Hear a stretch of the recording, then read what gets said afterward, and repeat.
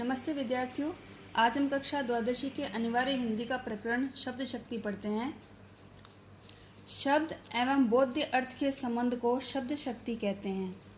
शब्द और बोध जो हम समझते हैं उस अर्थ का जो आपसी संबंध होता है उसी को शब्द शक्ति कहा जाता है।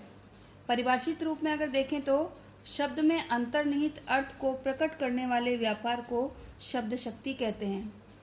अतः अभिष्ट जो हम चाहते हैं, हमारा जो ध्येय है, श्रोता सुनने वाले तक पहुंचने की क्षमता अथवा शब्द में छिपे तात्पर्य को प्रसंगानुसार स्पष्ट करने की सामर्थ्य ही शब्द शक्ति है।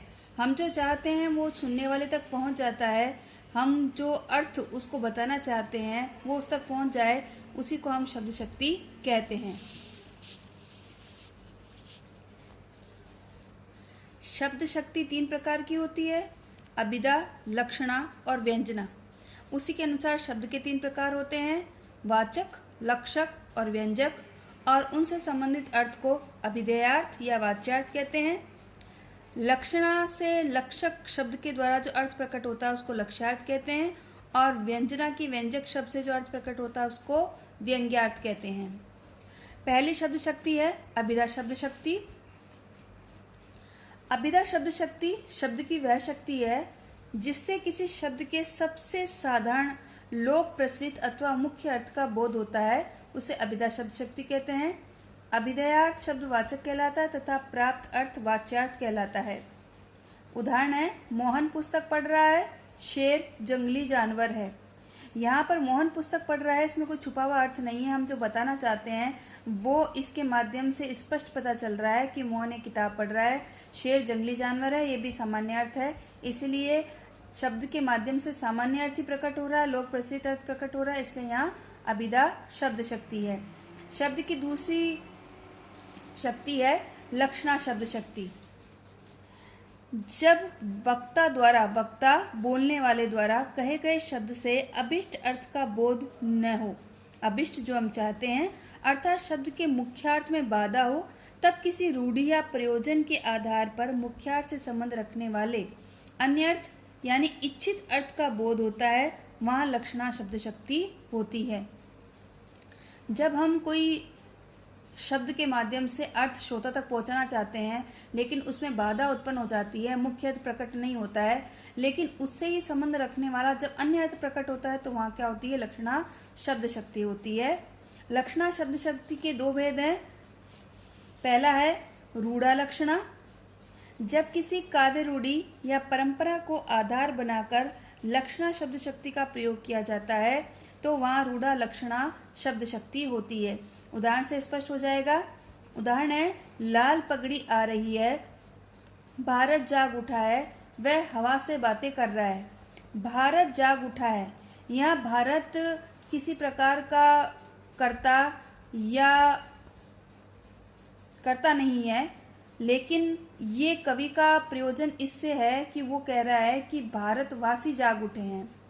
तो यहाँ पर भारत जाग उठा है, इस मुख्य अर्थ में बाधा हो रही है क्योंकि भारत नहीं जागा है, भारतवासी जागे हैं, अर्थात भारत में जो रहने वाले लोग हैं वो जागृत हो गए हैं, वो अर्थ प्रयोग हो रहा है। तो कवियों के द्वारा ये काव्य में प्रचलित अर्थ है, इसलिए इसे हम रूढ़ा लक्षणा शब्द शक्ति कहेंगे।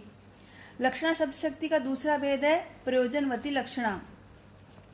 जहाँ विशेष प्रयोजन का मतलब होता है उद्देश्य या लक्ष्य से प्रेरित होकर शब्द का प्रयोग लक्ष्यार्थ में किया जाता है, वहाँ प्रयोजनवती लक्षणा मानी जाती है। उदाहरण से समझते हैं, हम तो गंगावासी हैं। यहाँ मुख्य अर्थ में बाधा हो रही है क्योंकि गंगा में कोई वास नहीं कर सकता, गंगा एक नदी का नाम है। यहाँ पर प्रयोजन उद्देश्य है बोलने वाले का कि हम गंगा के किनारे वास करते हैं, निवास करते हैं। आओ मेरे शेर, यहाँ कोई भी व्यक्ति शेर नहीं बन सकता है, मुख्यार्थ में बाधा है, लेकिन उसे संबंधित अर्थ है, अर्थात वो कहने का तात्पर्य है, वो वीरता को संकेत करना चाहता है कि वो शेर की तरह बहादुर है। तो लक्षणा शब्द शक्ति से स्पष्ट होता है कि यहाँ पे मुख्य अर्थ का बाधक होती है और उससे संबंधित अन्य अर्थ का बोध किया जाता है, वहाँ लक्षणा शब्द शक्ति होती है।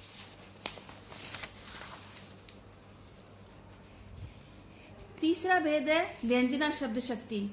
जब किसी शब्द का अर्थ न अभिधा से प्रकट हो और न लक्षणा से प्रकट हो बल्कि कोई अन्य अर्थ ही प्रकट हो, वहाँ व्यंजना शब्द शक्ति होती है।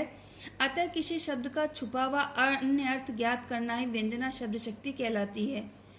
जब हम किसी शब्द का अर्थ न तो अभिधा के माध्यम से प्राप्त करें न लक्षणा के माध्यम से प्राप्त कर पाए, उसका कोई अन्य ही अर्थ निकले, उसे व्यंजना शब्द शक्ति कहते हैं। व्यंजना शब्द शक्ति के दो भेद है। पहला भेद है शाब्दी व्यंजना। जब व्यंजना शब्द पर निर्भर हो, शब्द बदल देने अर्थात पर्याय, उसका पर्यायवाची रख देने से अर्थ बदल जाता हो, वहां व्यंजना शब्द शक्ति होती है। शाब्दी व्यंजना शब्द शक्ति होती है। उदाहरण देखते हैं। पानी गए न उबरे मोती मानुष चून, ये श्लेष अलंकार का उदाहरण है। यहाँ पानी शब्द के तीन अर्थ निकल रहे हैं। मोती के संदर्भ में चमक, मनुष्य के संदर्भ में इज्जत और चून के संदर्भ में जल। अगर यहाँ पानी की जगह हम जल शब्द रख देते हैं तो ये तीनों अर्थ नहीं निकलेंगे, जो प्रसंग के अनुसार अलग अलग अर्थ निकलते हैं वो नहीं निकलेंगे, तो यहाँ पर शाब्दी व्यंजना नहीं रहेगी।